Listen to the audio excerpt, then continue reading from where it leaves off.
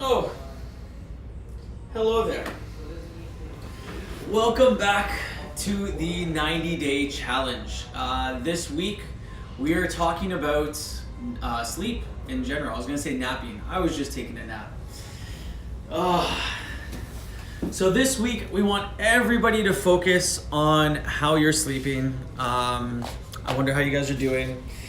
Doing things like turning your cell phone off about a half an hour before you go to sleep. What are the other things? Sleeping in a very dark room. This room's pretty dark, but probably not dark enough. And then I actually wanted to talk a little bit about the importance of napping. So if you are taking naps, ideally somewhere between 20 to 30 minutes can actually help improve your mood, improve alertness, as well as your overall performance or mental performance. Personally, I like to take naps, especially when I'm exhausted. Those moments usually around like 2 o'clock in the afternoon where I just feel like I'm done. I'll just take a seat, lean back, fall asleep for a little bit, usually about 20, 30 minutes, and then get back into it. It takes me about another half an hour to kind of really wake up. But once, I'm awake, it goes a long way. But if you are exercising or you're new to exercise or you've been exercising for a really long time, your sleep is going to play a large role in one, recovery, and two, the results that you end up getting. So a big component of muscle gain or muscle in general is growth hormone. And growth hormone doesn't usually release until about 5 hours of consistent deep sleep, right? So if you wake up at around the 4-hour mark, or there's a few people out there who will, sleep for an hour, wake up, sleep for another 2 hours, wake up, etc. You're never really giving your body that chance to release growth hormone, which is going to affect your results. It's going to most likely keep you sore. So last week we talked a bit about muscle soreness, and if muscle soreness was a good thing.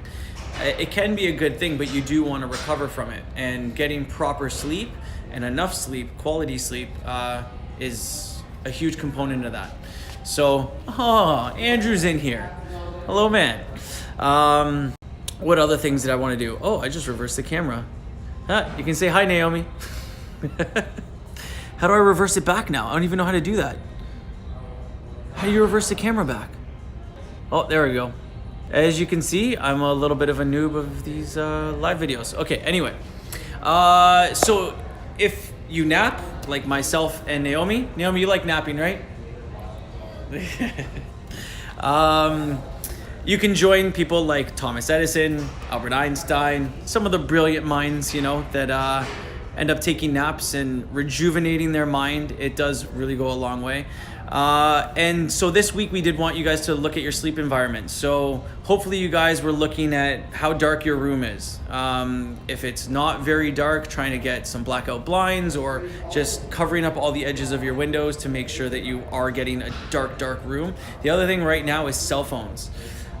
Making sure that your cell phone is off about a half an hour beforehand. I know a lot of cell phones now have that night screen mode. I can't remember what it's called, but where the light dims and the blue light starts to go away and it has a softer light. That does help a ton.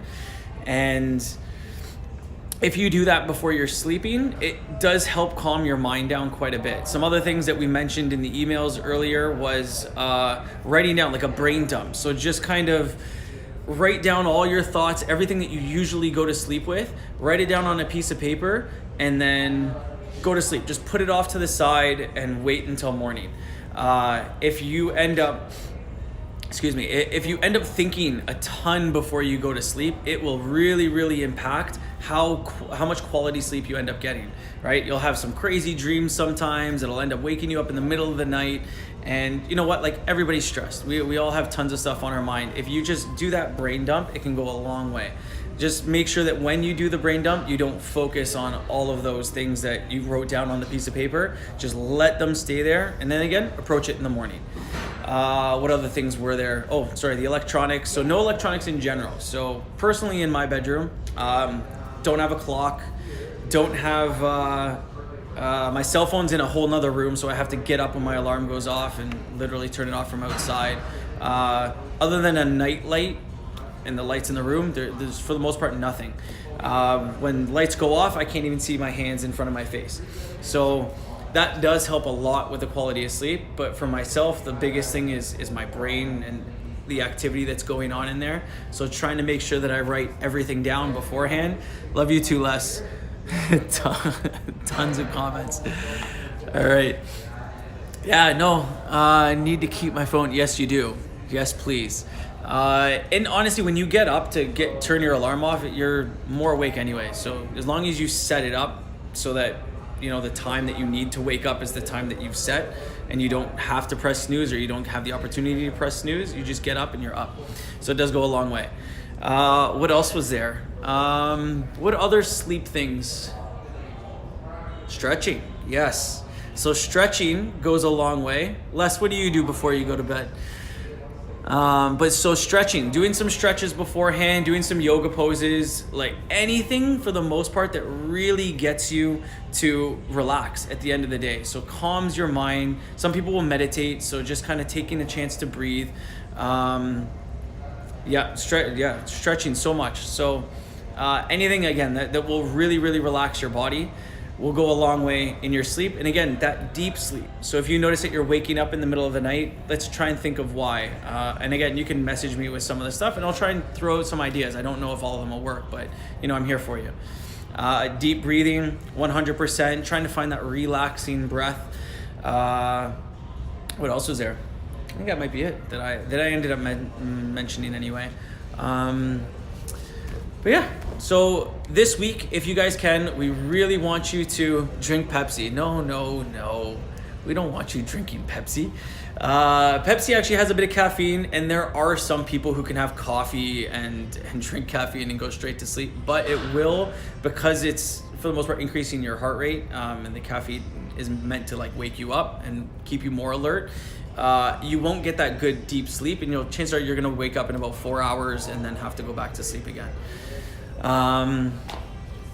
So no pop. But that's about it. So this week, if you guys can, please just try and look at what you're doing before you go to bed. Really focus on trying to get some deep, good quality sleep, and we'll see you again next week. All right. Thank you all very much, and I'll see you soon.